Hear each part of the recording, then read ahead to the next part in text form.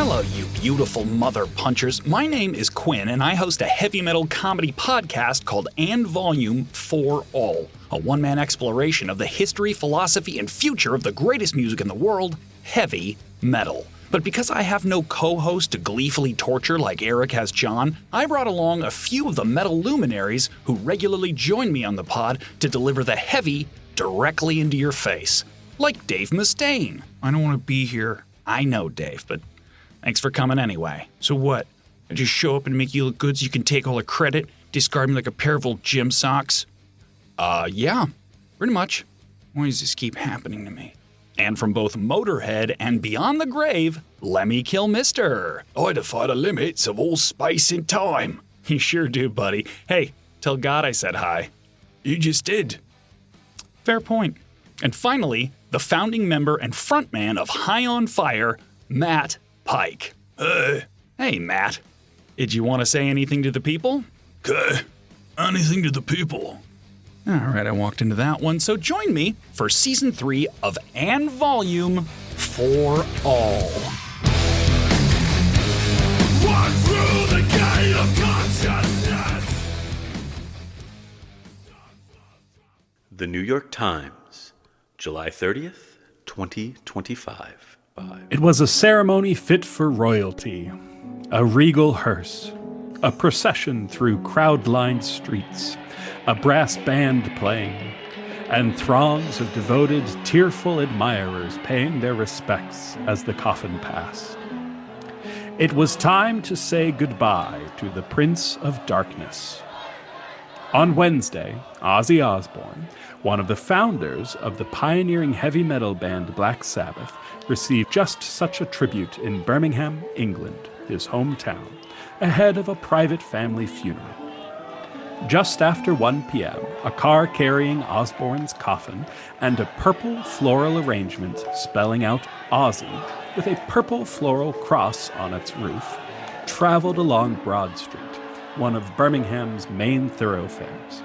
It was followed by other vehicles carrying Osbourne's closest family members, including his wife Sharon and Jack and Kelly Osbourne, two of the couple's 3 children. The route led them to the Black Sabbath Bench, a tourist attraction that has become a place of pilgrimage since Osbourne's death. When the group arrived at the landmark, the family members got out to look at tributes to their lost patriarch as the massed fans, who stood several rows deep, shouted tributes, including Ozzy Forever, Ozzy Forever, Ozzy Forever, Ozzy Forever, Ozzy Forever.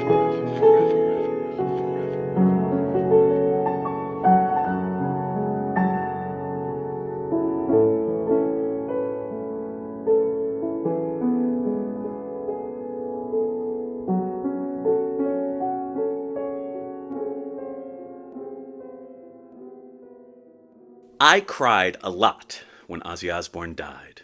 I'm not going to lie. July 22nd, 2025 was an emotional day for metalheads everywhere. Ozzy Osbourne had been an important part of my life for about 40 years by the time of his passing. That is a long, long time. John, my darling co-host, my friend. Well, I'm guessing that you felt the impact of Ozzy's passing a wee bit less intensely than I did. I do believe that your time here at Heavy Metal 101 has afforded you with at least an understanding of the profound impact which Ozzy Osbourne had on heavy metal over the course of his life. No? I think that's fair to say.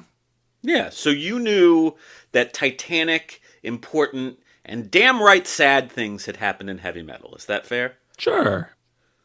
Did you cry? No. Are you crying now? No.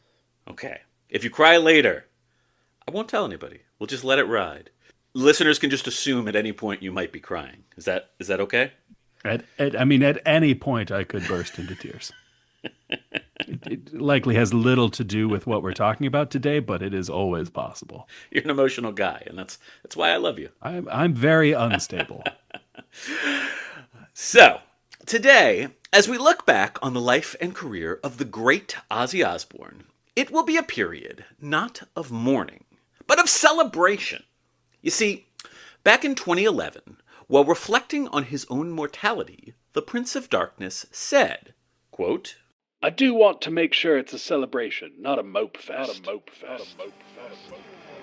John, are you ready to celebrate the absolutely wild life and times of the great and powerful John Michael Ozzy Osbourne? Sure, let's do it. This one is for you, Ozzy. Thanks so much for everything. Rest well, sweet prince. We love you. Forever. Forever. Forever. And now, Heavy Metal 101 proudly presents the life, times, and music of John Michael Ozzy Osbourne.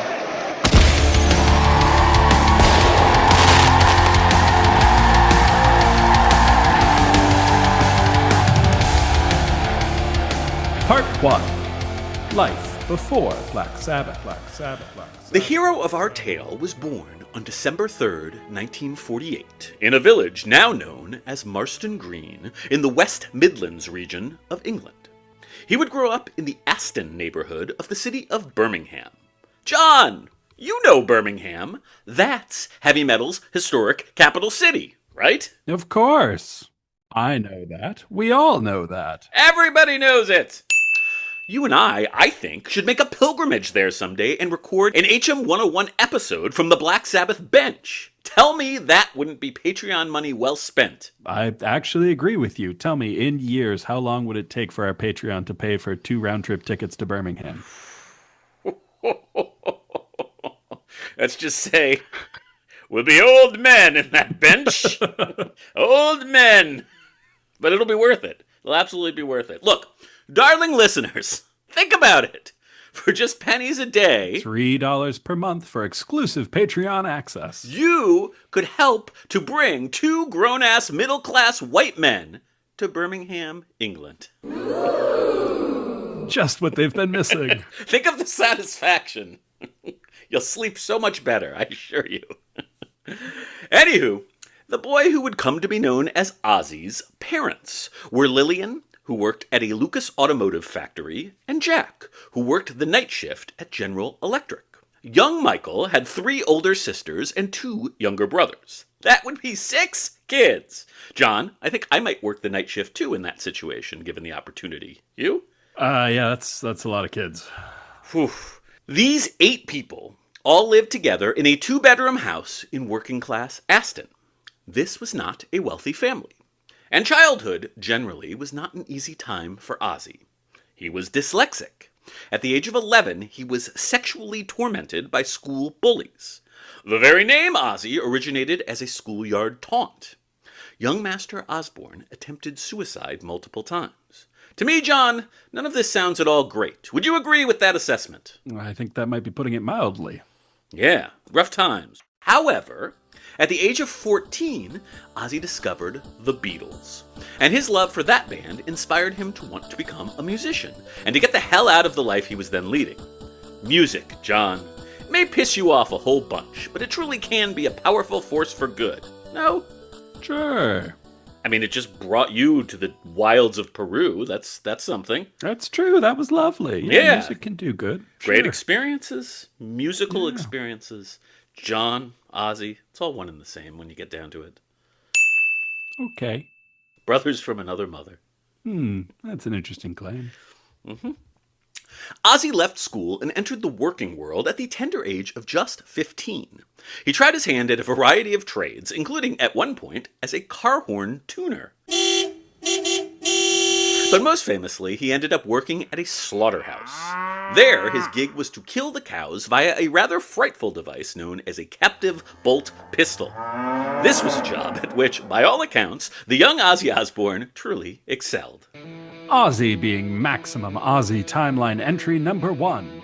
Arrested and jailed in 1965, or maybe 1966, depending on who you talk to. Ozzy Osbourne, of course, has always been famous not just for his music, which is fantastic, but also for being an utter fucking lunatic. This is just one of the many, many reasons we love him so. As such, throughout the course of this episode, we will make special note of some of his more famous cray-cray biographical incidents via the power of a very special edition of HM 101 Timeline Mode, the Ozzy being Maximum Ozzy timeline. John, does this very special feature make sense to you? As explained, yes. Good, good. I thought the explanation might help. You're easily confused. That's true. In this first entry, we note that sometime around the year 1966, when he was still just a wee 17-year-old mini Oz, our intrepid hero was arrested following a bungled burglary attempt. Legend has it that he attempted to steal a television, but when he tried to flee the scene, he fell off of a wall and ended up pinned to the ground when said TV landed directly on top of him. This would eventually lead to a 6-week incarceration at Winston Green Prison when his father, in the interest of teaching his teenage son a life lesson, refused to bail him out or to pay his fines. John, I can only imagine that you would approve of this sort of tough love, no? I mean, yes and no. I'm more just marveled as a reminder of the sort of stature of televisions of the past, that they could pin someone underneath them.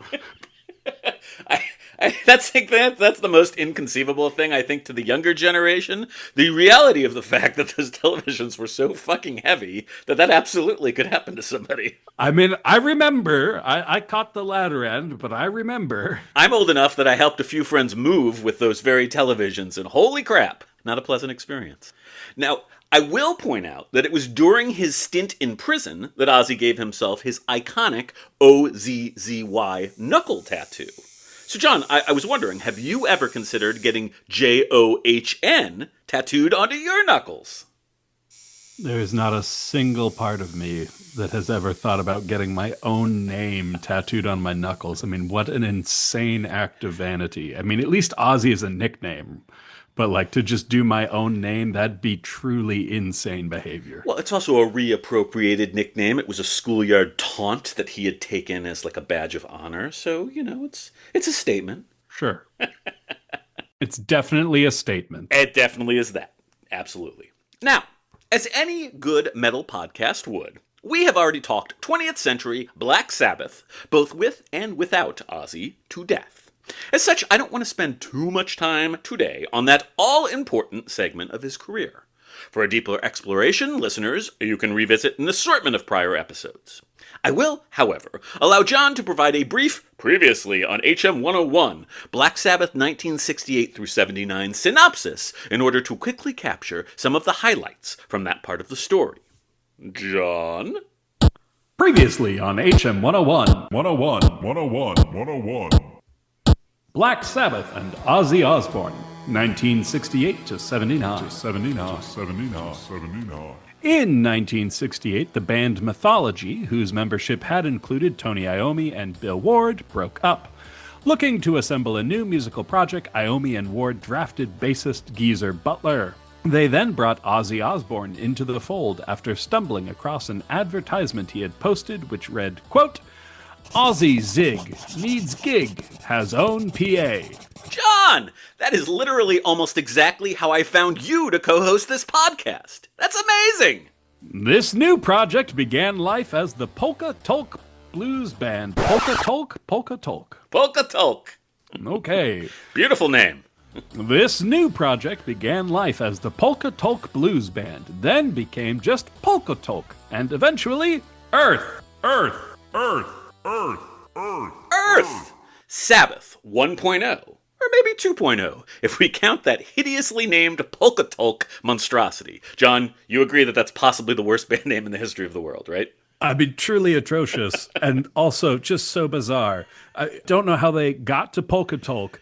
Terrible, but then the leap from Polka Tolk to Earth? Wild. Black Sabbath! Regardless, the important thing to note here is that under the name of Earth, this band recorded demos. These have, historically, wallowed mostly in obscurity and or particularly dank, dark corners of YouTube, wherein misattributions have run rampant.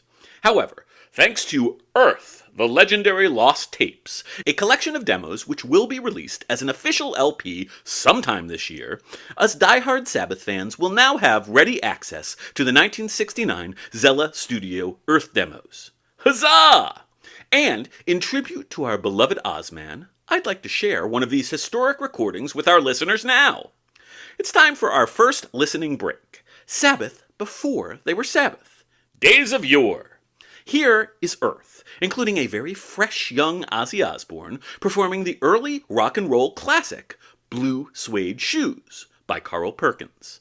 Beloved listeners, pause the podcast, click on the link, and enjoy some proto-Black Sabbath goodness.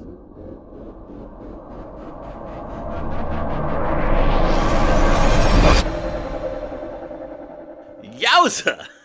Old fucking school. Ha! John, wasn't that an exceptionally neato musical time capsule? As a time capsule, definitely interesting. As music, maybe not great. They were kids. They were figuring it all out. They were clearly very young. Absolutely. But they would become arguably the greatest band in the history of heavy metal, and so it's kind of nice to see them just getting things going with Carl Perkins' cover. Some sloppy soloing. All right, so John, why don't you finish up the Sabbath Redux, would you? We have got other fish to fry. Later, in 1969, after being mistaken for another English band also called Earth, the group changed their name to Black Sabbath, inspired by the Mario Bava horror film of the same name. This is Black Sabbath. As their name darkened, so did their music making. Heavy metal as we know it was conceived via the tritone-inflicted riff and the macabre lyrics of the band's signature early tune, also called Black Sabbath.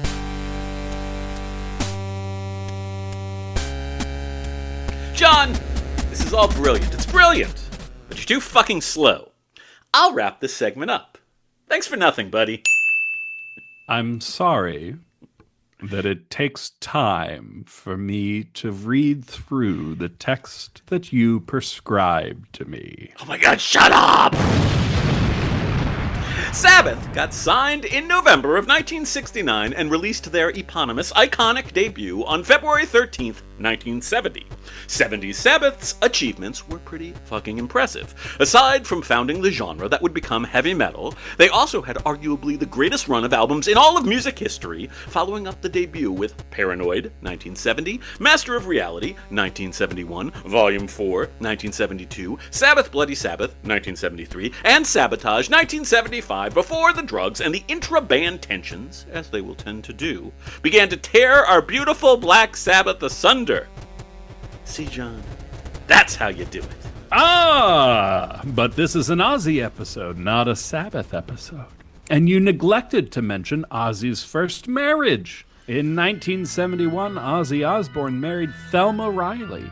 Ozzy adopted Thelma's son, Elliot, and they would have 2 children together, Jessica and Lewis. Important stuff. John, I am chastened. You have chastened me. But now, let's check out how everything went to complete and utter shit for Ozzy and Sabbath in the latter part of the 1970s so that we can move all of this along. Ozzy being Maximum Ozzy Timeline entry number 2, 1976 to 79. Ozzy leaves Black Sabbath, returns to Black Sabbath, and then is fired by Black Sabbath. I will again attempt to speed through this, though I will try really hard not to skip any monumentally important biographical details in so doing. Sabbath recorded the proggy monstrosity that was the album Technical Ecstasy in 1976. It was at this time that Ozzy first began to consider moving on from the band, which he would actually do in 1977, while they were at work on their next album. He went so far as to form a new band of his own and to begin rehearsing, but in early 1978, Ozzy decided to return to the Sabbath fold. The classic Sabbath lineup then went on to record yet another fairly shitty album, Never Say Die. In 1979, while the band was at work on a follow-up to that disaster piece, tensions between an exceedingly drug-addled Ozzy and Tony Iommi boiled over, and Ozzy Osbourne was fired from Black Sabbath.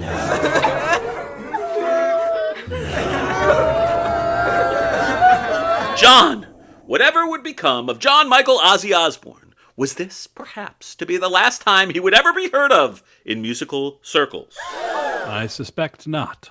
Ozzy being Maximum Ozzy Timeline entry number 3, 1979 continued, but worse. booze, drugs, whores, and pizza delivery in a hotel shut-in. As a hotel shut-in. Fuck me. Definitely keep that as is. Booze, drugs, whores, and pizza delivery as a hotel shut-in.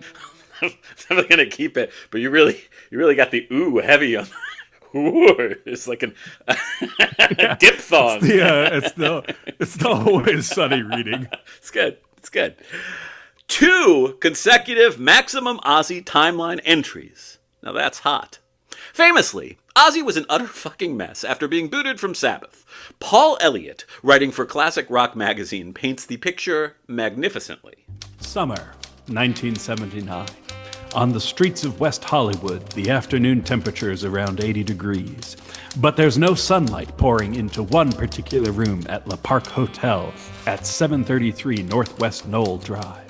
The curtains are drawn, as they had been for weeks on end. The air conditioning is on full blast, but a gas fire is also lit. The room reeks of cigarette smoke, booze, and stale food, and is littered with empty beer cans and liquor bottles, crumpled clothes, overflowing ashtrays, and pizza boxes. Amid the detritus, alone and in the darkness, sits Ozzy Osbourne, drunk, stoned, wired on cocaine, stupefied, and shut off from the world. Iconic! Ozzy needed rescuing, clearly. And that, my friend, is what he would get. Enter Sharon! It would be Black Sabbath manager Don Arden's daughter, Sharon, who had known the singer since she was a teenager, who would do that very rescuing. She was sent to visit Ozzy in his hotel purgatory. As Sharon tells it, quote, "He looked awful. He hadn't shaved in weeks. His clothes were covered in food, and he smelt terrible. It was heartbreaking to see somebody in such a state of hopelessness." Aww. However, instead of turning tail and running, Sharon Arden said the following to Ozzy. "Listen, if you clean your act up, we want to manage you." And the rest was history. The Ozcography, Part 1, The Randy Rhoads Years. Blizzard of Oz, released September 12, 1980, UK, and March 27, 1981, US. We have already discussed this album extensively here on HM 101, so allow me to say just a few quick things about it now. Number 1, it rules. This is the best metal album of an utterly stacked 1980, or of a somewhat less stacked 1981 if you want to be all persnickety and American about things.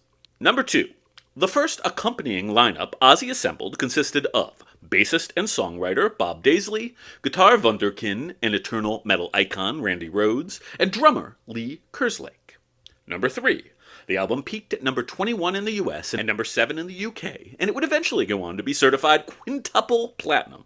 It is considered by many, including myself, to be Ozzy's masterpiece. Ozzy being Maximum Ozzy Timeline entry number 4, 1980. Dubs in pieces. On the day of Blizzard of Oz's US release, our hero was supposed to give a nice speech at a CBS sales convention in Los Angeles. The plan was to gloriously end his speech by releasing 3 doves high into the air. Alas, drunken Ozzy had other ideas and instead pulled out a dove and, according to Ozzy himself, quote, "Bit its fucking head off." Kids, don't try that at home. It isn't very nice. Back to the album. John, this is one of the great albums in metal history. I Don't Know, Crazy Train, Mr. Crowley, etc. So fucking great. As I recall, you talked a little bit of shit last time we discussed it. I put Mr. Crowley onto your playlist as a reminder of the album's greatness. Would you now like to formally apologize to the whole world for your earlier dumpidity? I mean, I have no recollection of what I said, but after the last few months of shit that I've been put through on this podcast, returning to a song like Mr. Crowley was delightful. Just, straightforward, very clean, nothing crazy inventive, but nothing offensive either.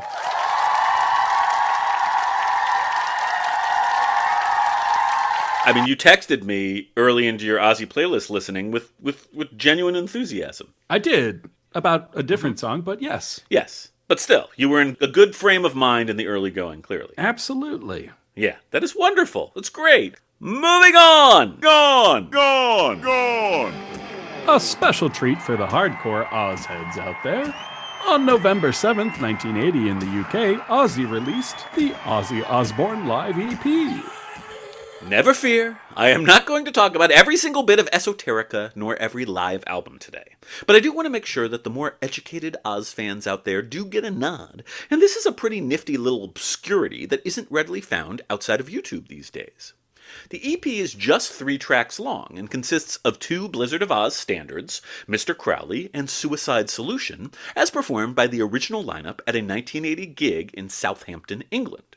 What makes the EP particularly cool, however, is the inclusion of the band's only recording of a track entitled You Said It All, which they played during the show's soundcheck, later editing in the crowd noise heard on the recording. I had never come across this song prior to researching this episode, and I'm sure I am not the only person unfamiliar with it. And it's really good. John, did you like this song? Sure. Catchy? Fun? Yeah. Just nice? I don't remember it. I mean, it's not the most memorable song in the world. I get why they dropped it from, one of the great albums of all time, but it's a great song. Wouldn't pull the album down one little bit if it was on it. Yeah. The chorus slightly reminds me a little bit of Crazy Train, so I mean, it might be why they pulled it, but it's fun. Yeah. Yeah. All right. Sure. So, listening break time. Here is an opportunity for all of us to hear classic Ozzy with fresh ears via the delightful quasi-live obscurity You Said It All. Take a listen. Maybe cry a little bit. And then John and I will be back for more endlessly wonderful Ozzy Osbourne discussion on the other side.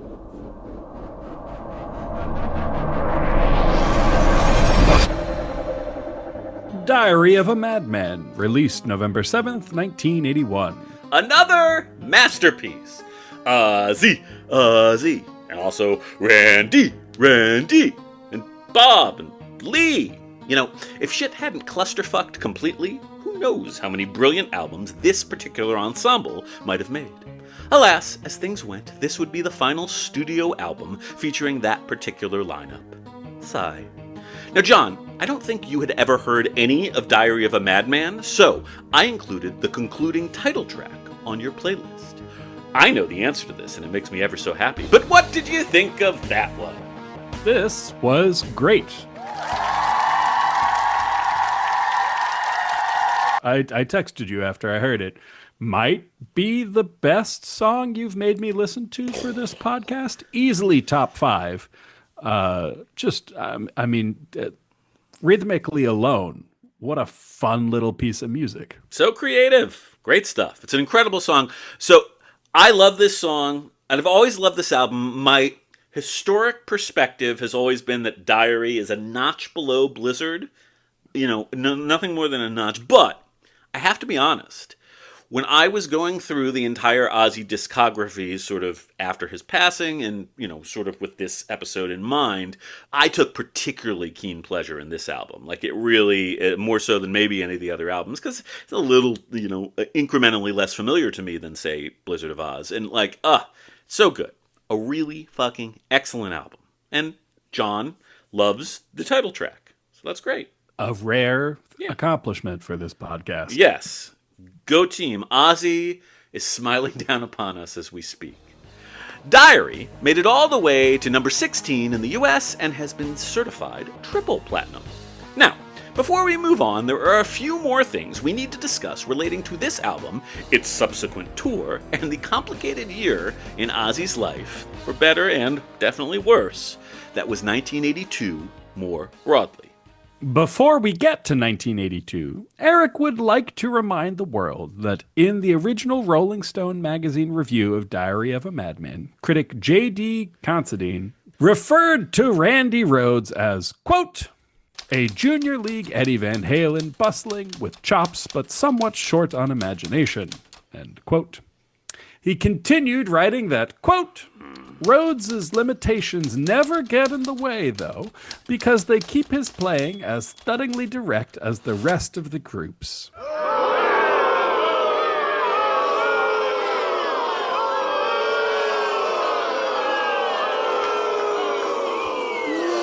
You suck! Fuck you, Rolling Stone. Fuck you, J.D. Considine. Fuck you very much. John, you were just saying how creative that song was, right? Yeah, it was great. God, I hate Rolling Stone. On to 1982. Ozzy being Maximum Ozzy timeline entry number 5, 1982, bats and public urination. Oh my, oh my, oh my, oh my. 1982 was indeed a big year for Ozzy. In January, he famously bit the head off of a bat a fan had thrown on stage during a live show in Des Moines, Iowa. Many rabies shots would follow. Ow! Ow! Ow! And just one short month later, our hero, who was extremely drunk at the time, urinated onto the Alamo Cenotaph Monument in San Antonio, Texas. This led to his arrest and a 10-year ban on playing in that city. Now, John, I could be misremembering, but I believe you were banned from Texas for a time for a very similar offense, no? I don't like to talk about that. That's smart. You should probably avoid Texas anyway. I think it's for the best. Of course, not all of the significant 1982 events involved Ozzying all over the place. For instance, one other very bad thing and one other very good thing also happened in that year. The very bad thing. March 19th, 1982, the death of Randy Rhoads. Sigh. We explored this monumentally sad story in great detail on a prior episode. I simply do not have the fortitude to go there again right now. Suffice it to say, small plane crash, multiple deaths, including the legendary guitar icon, Randy Rhoads. We will never forget you, Randy. The very good thing. July 4th, 1982, Ozzy and Sharon were married in Hawaii. Thank you for something a bit more cheerful. Jeez, Sean, you were really bringing me down. What could lighten the mood more effectively than the wedding of heavy metal's favoritist couple, Ozzy and Sharon Osbourne? Better still, despite a lot of ups and downs, those two crazy kids would remain married for 43 years. That's nice. John, isn't that nice? It's very nice. When did his first marriage dissolve? He got divorced in June of 1982.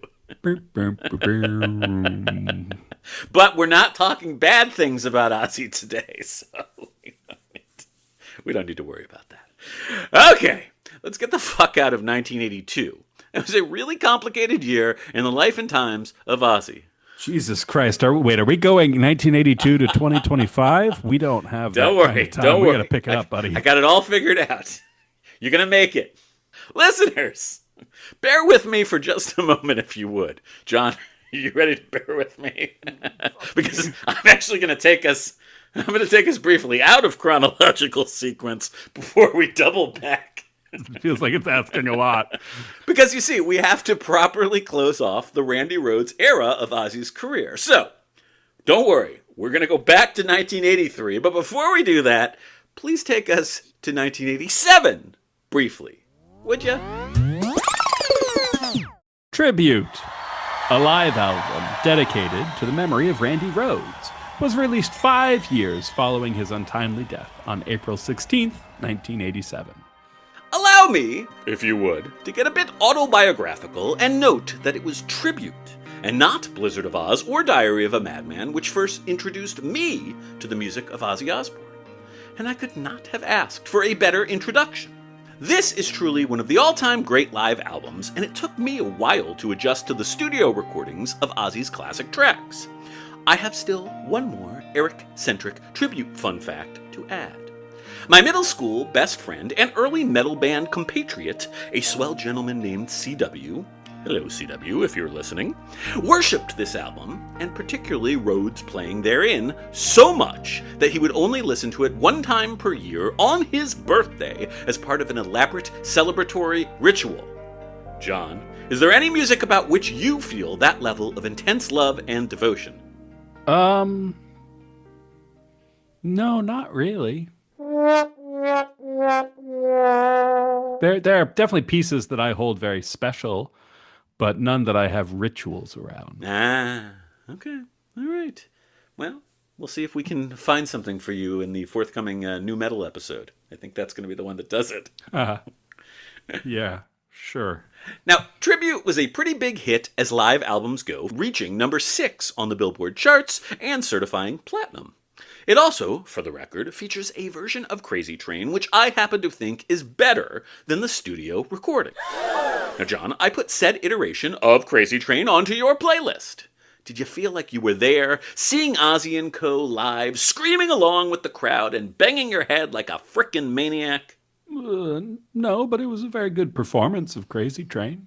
Okay. You would agree it was a nice version? Yeah. Yeah, it's good. Randy really shreds, I think.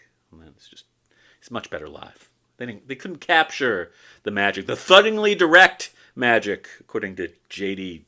Dicknose. Fuck you! We are here to celebrate Ozzy and Randy, and also Rudy Sarzo and Tommy Aldridge, who play on most of the tribute album. So let's celebrate all of them via a listening break featuring the wonderful live version of Crazy Train from the tribute album. Listeners, pause the podcast, click the link, and imagine yourselves there with John. And all of you are raising your fists to the sky and banging your heads along to true, blue, peak, awesome, heavy metal perfection.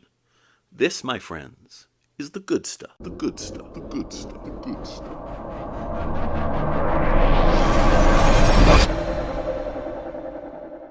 Speaking of the devil, Ozzy, immediately after Randy Rhoads' passing. We actually haven't previously detailed the immediate aftermath of Rhoads' death in the Ozzy camp on this show. As such, John, back to 1982 we go. Fuck you! Mike, could you provide us with a few related fast facts? 1. Just 2 weeks following the tragic death of Randy Rhoads, Ozzy and company were back on tour. The first temporary Rhoads replacement was former Gillan guitarist Bernie Tormé. He would be succeeded by Night Ranger guitarist Brad Gillis. 2. With Gillis serving as guitarist, on September 27, 1982, Ozzy recorded a long-planned live album featuring exclusively Black Sabbath songs entitled Speak of the Devil. It was released in November of that same year. 3. Unsurprisingly, the always unpredictable Ozzy was especially unwell throughout this challenging time. His erratic behavior would lead to Gillis leaving the band at the conclusion of the Diary of a Madman tour. It's worth reminding people that as of 1982, there was still no other official live Black Sabbath album available, and so this was a particularly important release in that context. While Speak of the Devil is now out of print, at the time it did hit number 14 on the Billboard charts, and it was certified platinum. The Ozcography, Part 2, The Jake E. Lee Years. Long story short, following the death of Rhoads and the departure of Gillis, Ozzy needed a new guitarist. It eventually came down to a choice between Dokken guitarist George Lynch and Rough Cut guitarist Jake E. Lee, and in the end, it was Lee who won the day. Bark at the Moon, released November 14th, 1983. This was a critical juncture in Ozzy's career, and he knocked it out of the frickin' park. This was accomplished via more than a little help from his friends, specifically via the songcraft of a returning Bob Daisley and of new guitarist Jake E. Lee. Bark at the Moon was a great album at a time when Ozzy really needed a great album. The title track and its accompanying video are particularly iconic slabs of 80s Ozzy goodness, and so we are going to watch that. First, I'll note that this album was yet another hit, peaking at number 19 on the Billboard charts and eventually certifying triple platinum. Ozzy was still killing it, despite all of the travails that life had thrown his way. We have heard a lot of Ozzy today, but it's time to take a look at our beloved Prince of Darkness, circa 1983, in full, glorious werewolf regalia. I am so looking forward to showing this one to John. Pause the podcast and click the link. It's video break time, peoples. We'll see you on the other side. On the other side. On the other side. On the other side.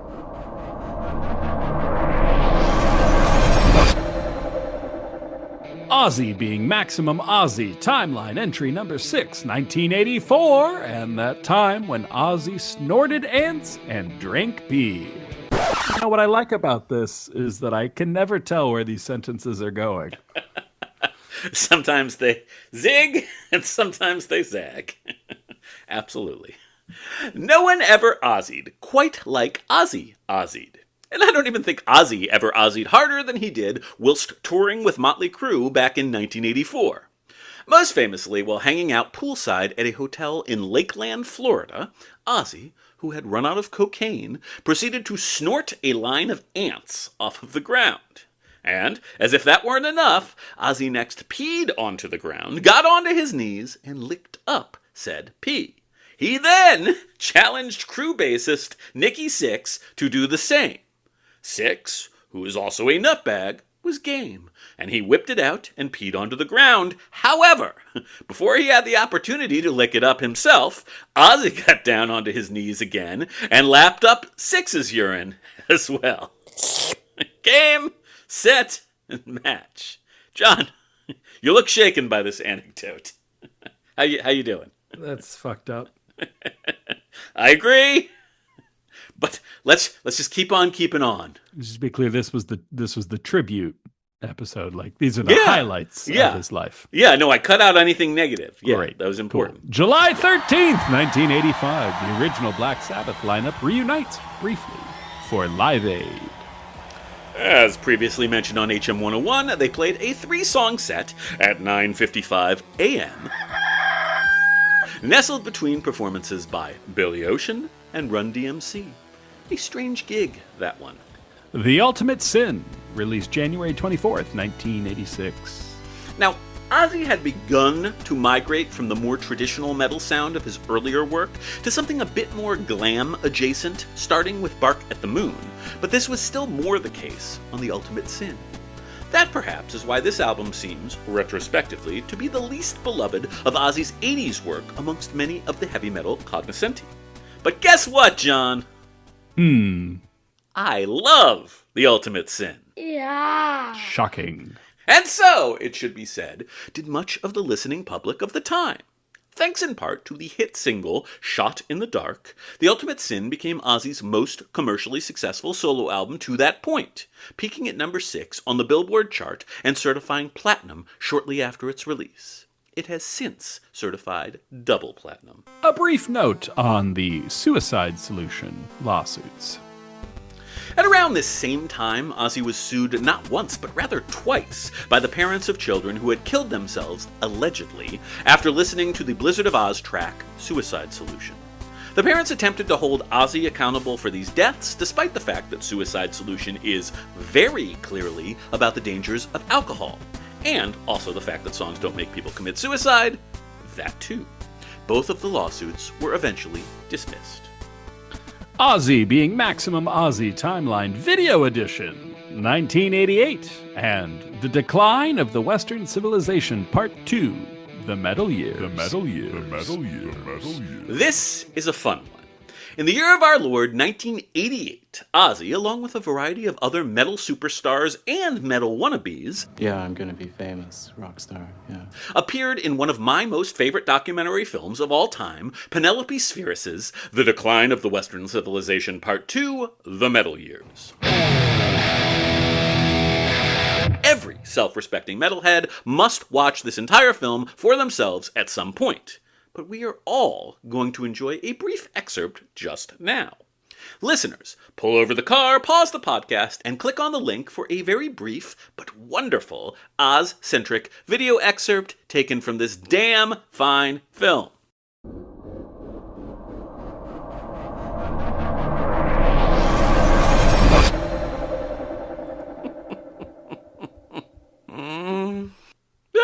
So good. John, wasn't Ozzy just the frickin' best? I mean, just to ask the guy who just failed to pour orange juice into a glass if his life is more stable is a wild move. I love his hair at this point. It was definitely a fun era in Ozzy hair. That's a look. That is a look. Good movie. Really good. Moving on! The Ozcography, Part 3. Enter Zakk Wylde. In 1987, following the Ultimate Sin tour, Jakey Lee was let go, and Ozzy auditioned and hired his replacement, a 20-year-old ace guitarist from my beloved birth state of New Jersey. John, we always love ourselves a Jersey boy here on HM 101, no? Sure, big Peter Sagal fan. Although Wylde would be in and out of the lineup during Ozzy's 21st century years, he would be, effectively, the last of the iconic Ozzy guitar shredders and sidemen. No Rest for the Wicked, released September 28th, 1988. Zakk Wylde's recording debut. The return of Bob Daisley to the fold. Ozzy's opportunity to celebrate the inglorious fall of televangelist Jimmy Swaggart. What a swell album. Now, in my head, this will always be the new Ozzy Osbourne album, as this was his first new release during the course of my fandom. John, I included the delightful opening track and first single, Miracle Man, on your playlist. Jimmy did indeed get busted with his pants down. It's all true. John, what did you think? I thought this song was fine. The vocals and the way the vocals are recorded are notably different. Very 80s. Yeah. The effects are to the 11th degree. Yeah, which is not my favorite sound aesthetic, but it's a fine song. Okay. No Rest for the Wicked was yet another hit for the Ozman, reaching number 13 on the U.S. charts and eventually certifying double platinum. Hell yeah. A couple of brief Eric autobiographical notes. Ari, the live EP, Just Say Ozzy. Just Say Ozzy was a 6-track live EP released on March 5th, 1990. It is, alas, out of print these days. I have 2 significant autobiographical notes regarding this particular release. 1. Just Say Ozzy marked the first time I ever heard Ozzy Osbourne singing the iconic Black Sabbath tune War Pigs. My prior introduction to that song had been via Faith No More's cover version. Number 2. Just Say Ozzy was the very first non-Kiss compact disc that I ever purchased, and as such, I've always had a strong sentimental attachment to it. Hey, thank you for that useless information. People care about stuff. Do they care about you, though? I thought this was a history podcast, not an Eric podcast. Can it be the history of Eric? I did not sign up for that. That is not what I volunteered for. Probably everyone listening is thinking the same thing. All right. Onwards! Bigger than ever, Ozzy Osbourne in the 1990s. Surely we skipped the 90s. Nothing good happened in the 90s. Ozzy was bigger than ever. He was huge. Biggest albums. No More Tears, released September 17th, 1991. Now, despite John's foolish caterwauling, this was a big fucking album. I will be candid at the outset and admit that No More Tears has never been a personal favorite of mine. But that said, it did feature Ozzy's only solo Billboard Top 40 single, Mama, I'm Coming Home, which hit number 28 on the charts.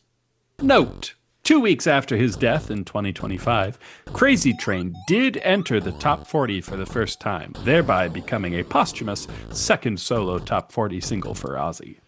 No More Tears ended up certifying quadruple platinum and hitting number 7 on the Billboard album charts. It is Ozzy's second best-selling album after only Blizzard of Oz. John, I included the iconic and utterly killer title track on your Megamix. How did you enjoy the early 90s iteration of Hair Osbourne? This was actually a song I had heard before, but I did not know that it was an Ozzy song. It's a good song. Yeah.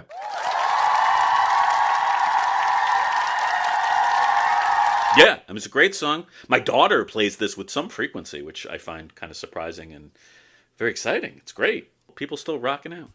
Just to be clear, I want to say I really do like this album. It just isn't an Ozzy album that I ever formed an especially strong personal attachment to. I did have the opportunity to see Ozzy live on the subsequent No More Tours tour in 1992, which was a monumentally cool experience. No More Tours, that's a pretty fun name, right?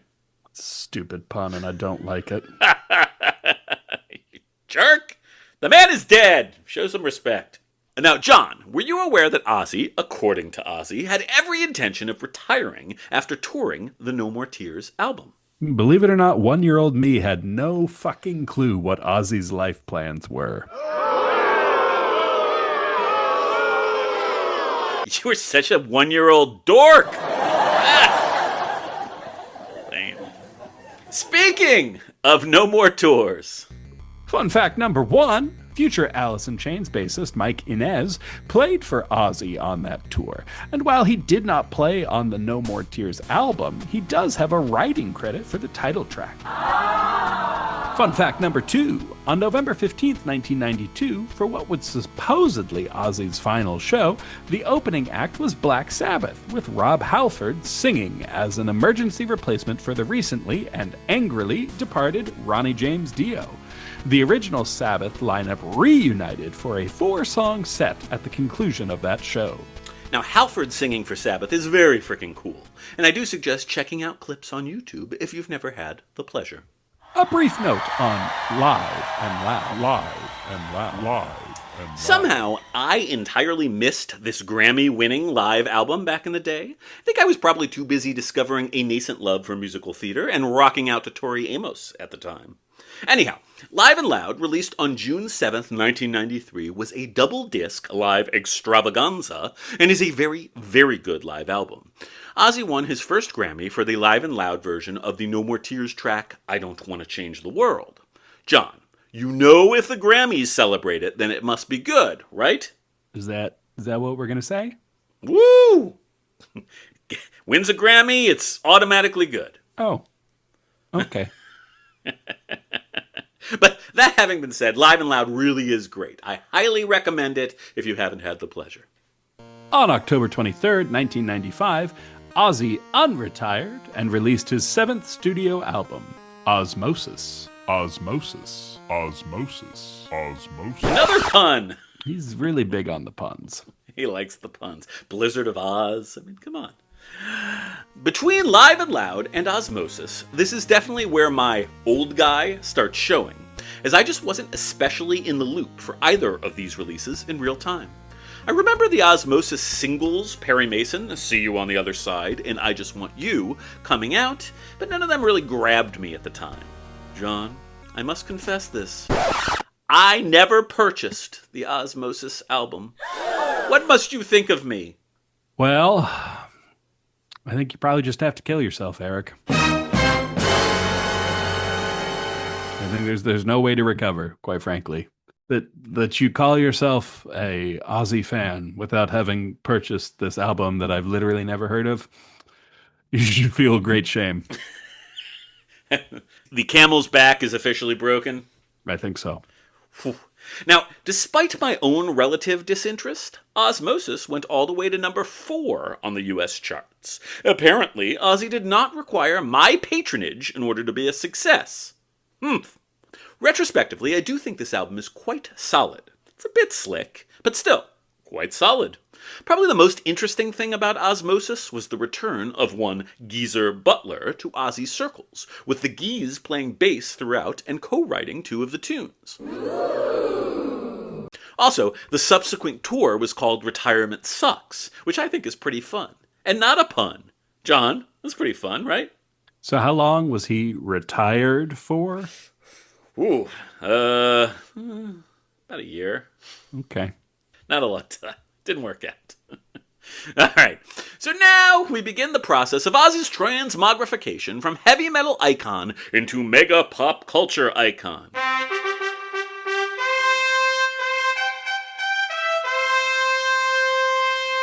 This was a process which began, in my estimation, with the founding of a little something called Ozzfest. Ozzfest, October 25th, 1996 through December 31st, 2018. Ozzfest, a massively important annual heavy metal festival and tour, came into being after those snooty jerkfaces at Lollapalooza shot down Sharon's efforts to get Ozzy onto one of their hallowed bills. Fuck Lollapalooza, right, John? Sure. Yeah.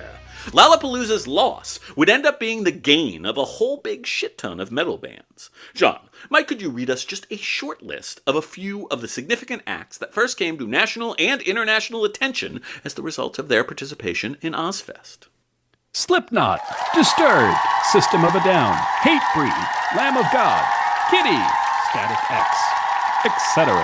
Hey, not bad. John, those are some of your very favorite bands, no? Hey, I'm not going to lie. I recognize some of those, but what the hell is Kitty? Oh, Kitty is an all-female nu metal band.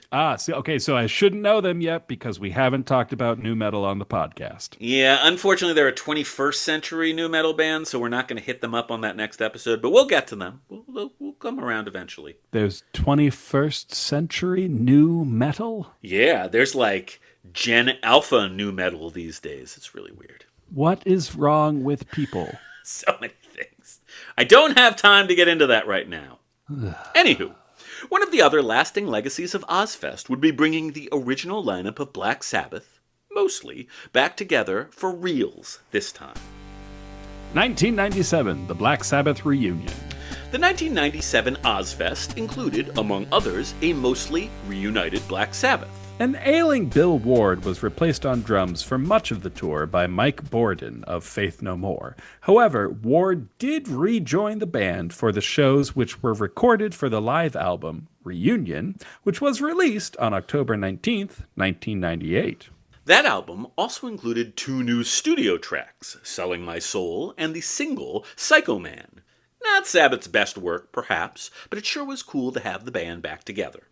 There were a total of 18 Ozfests between 1996 and 2018.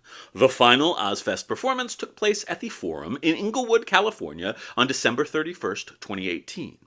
Ozzy was the headliner, with other main stage acts including Marilyn Manson, Rob Zombie, and Body Count.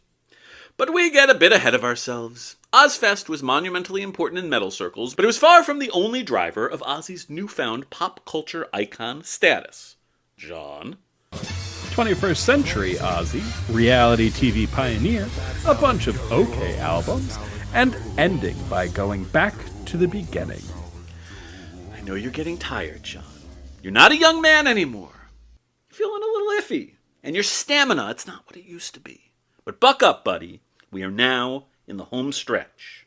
The number of pages left in this podcast script leads me to believe that is, in fact, a lie. The Osbournes. I remember a time when people, old people specifically, were genuinely frightened of Ozzy Osbourne.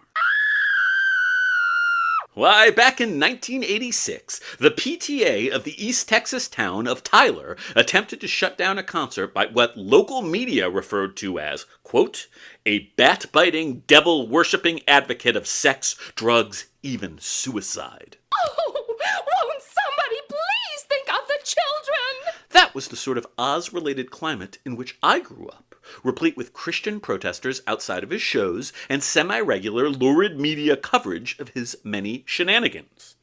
All of that changed after the March 5th, 2002 premiere of The Osbournes, a classic bit of MTV reality television which purported to give viewers an inside look at what our Prince of Darkness and his loved ones got up to behind closed doors.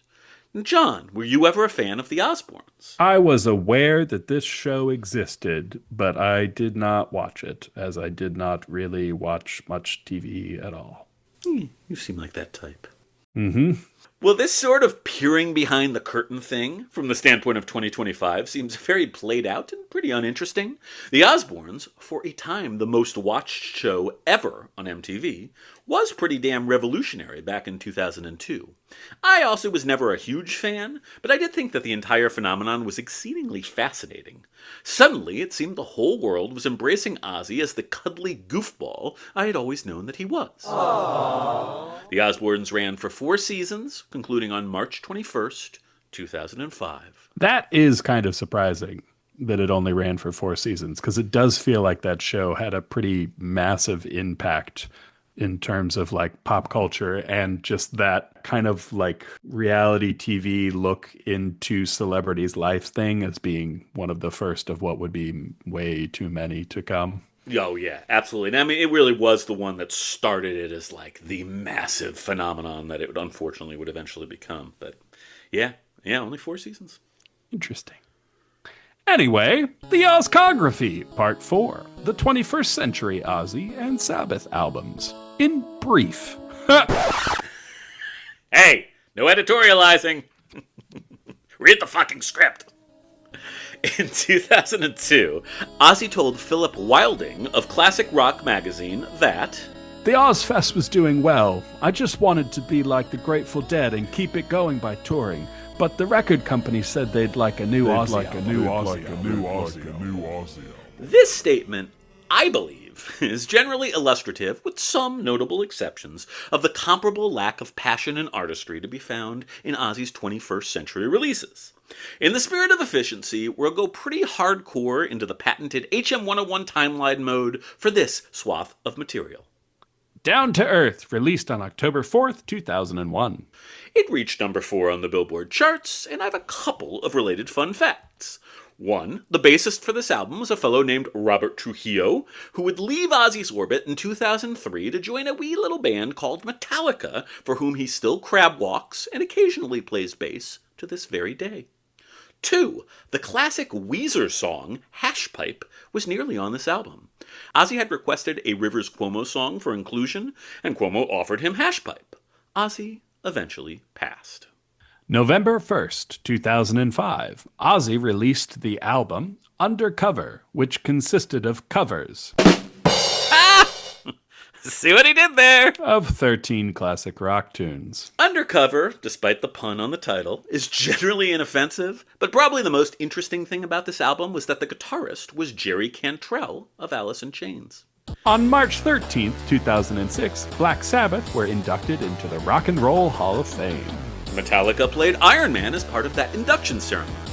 That's pretty cool, right? Sure. Yeah.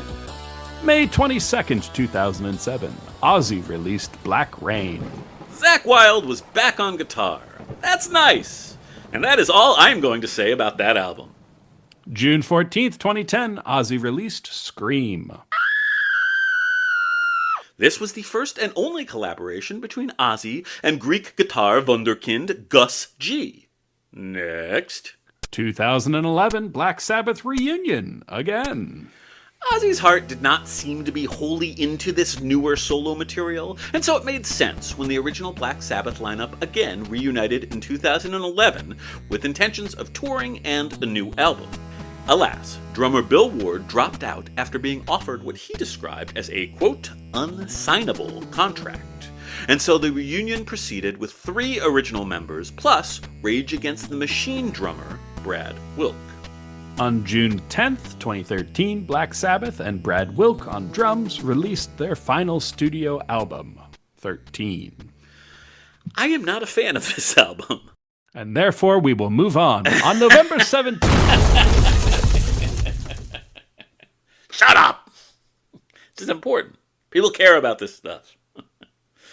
Black Sabbath worked with Rick Rubin as the producer for this one, and to my mind, 13 is the ultimate proof that late career Rick Rubin has become a total hack. Yeah. I want to be clear about this. Black Sabbath were the abso-fucking-loot best, but 13 was not the late-stage masterpiece we all wanted it to be.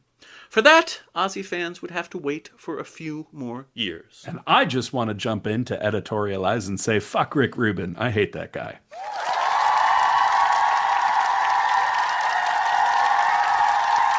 On November 17th, 2017, Black Sabbath, with Tommy Clufetos, now on drums, released The End, live in Birmingham, a live recording of their final reunion tour performance. Wherefore art thou, Bill Ward? A very cool document of a historic occasion, but definitely a big old bummer that Bill Ward wasn't involved at this time.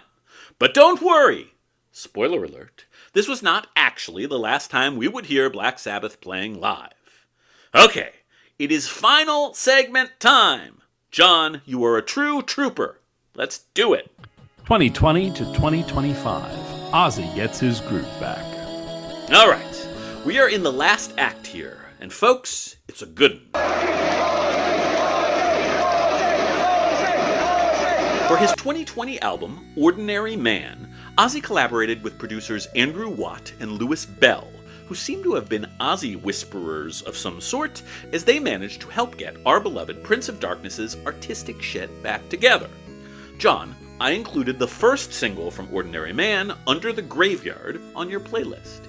Did you enjoy this lovely swath of spit-polished late-phase Ozzy goodness? Polished is a good word for it.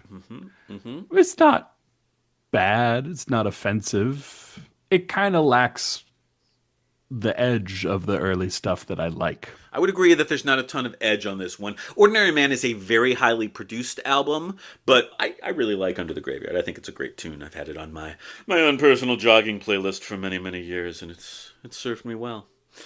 The album included celebrity guest turns from people including Elton John, Post Malone, and Travis Scott, which I think kind of tells you. That's three weird, crazy names for an Ozzy album. Definitely shows you what the vibe was on that album. But it's a great album. It's a really great album. For the record, the hit single, Take What You Want, featuring Ozzy, Malone, and Scott, actually predates Ordinary Man, and it was first released on the 2019 Post Malone album, Hollywood's Bleeding. It was, however, eventually added to Ordinary Man as a bonus track. John, are you a Post Malone fan? Yeah. I mean, I don't dislike Post Malone. I haven't listened to a ton of his stuff, but I've listened to one or two albums, and they're enjoyable. Nice. I didn't put Take What You Want on your playlist, but it's very good. Ozzy sings the hook. It's a great song. Okay. Yeah.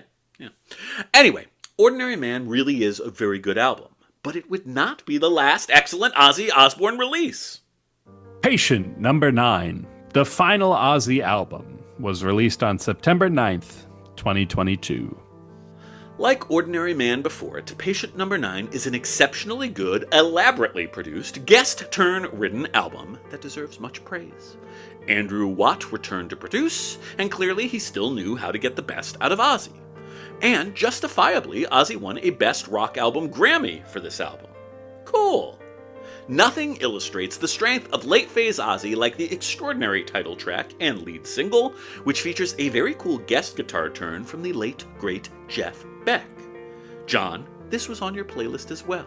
What did you think of this particular late-period iteration of Ozzy's solo work, now featuring Jeff Beck? Oh, no. I mean, definitely earlier stuff speaks to me more. I think it's really the production quality and like the way the audio is recorded. Everything is just so clean. Mm-hmm. It feels, I don't know, it lacks like a touch of personal reality for me. I get that. I mean, it is very much 21st century digital production at its most elaborate, which... It's not necessarily my favorite thing either, but I think that the songwriting quality is so much higher on these albums than it was on the sort of lost earlier 21st century years that for me, it makes my heart sing. Especially Patient Number 9. I love that song. It's so good. Nothing for me on this playlist was going to be Diary of a Madman, but that's okay. No, I think that's totally fair. Absolutely a fair statement. You don't usually say smart things, but I think that was a smart thing. All right. Well, if you enjoy this podcast, please like and subscribe, and you can follow us on Patreon, and we'll see you next month.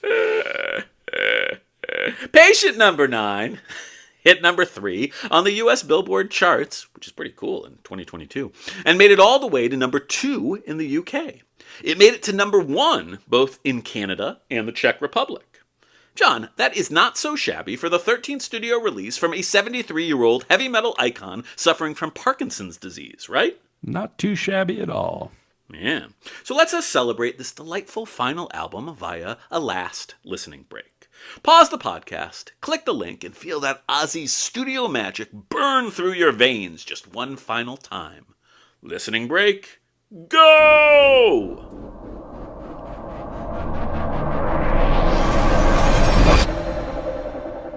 Ozzy Osbourne in the final year of his life. Well, I am sure Ozzy was dealing with all sorts of physical and psychological trials in the last years of his life. In terms of his legacy, it would be difficult to ask for more than he got. For instance, on October 19th, 2024, Ozzy Osbourne was inducted into the Rock and Roll Hall of Fame for the second time, now as a solo artist. Of course, that late career highlight just served as a prologue for one of the most important and extraordinary events of Ozzy Osbourne's storied life. July 5th, 2025, the legacy of Ozzy Osbourne is celebrated in truly magnificent fashion at the Back to the Beginning benefit concert at Villa Park in Birmingham, England. John, my friend, I am not sure you're aware of this, but this is one long motherfucking episode. Were you aware of that? I hadn't noticed. Yes, I know that's just something I'm pointing out to you because you're so focused on the task at hand. But, as it is true, I'm going to do something rather audacious, and which I imagine is probably going to irritate some segment of our listening public, and I feel bad about that. But I think it's something that needs to be done. I'm actually going to move our discussion of the Back to the Beginning concert over to our Patreon page and make it one of those nifty Patreon exclusive type dealies. John Boy, are you okay with that? Sure. Great. Listeners, please do consider moseying over to our Patreon page. Patreon.com/HeavyMetal101 for exclusive access to a Back to the Beginning minisode, as well as much more other fun-filled Patreon-only content. Just $3 per month. Hey, maybe sign up for a month, see how it feels. And if supporting our scrappy little podcast is not to your liking, cancel after you've listened to all the exclusives. We will still love you regardless. Won't we still love them, John? I don't love them now, and I won't love them less for canceling. I don't have feelings for you. You don't know me, and I don't know you. Well, a lot of people are feeling less validated now, but we move on. Anyhow, before moving on to our conclusion, I'll just say this here on the main feed. To my mind, the Back to the Beginning concert marked pretty much the single coolest farewell in the entire history of rock music. It was a truly extraordinary event, and a beautiful celebration of our beloved Prince of Darkness, Ozzy Osbourne.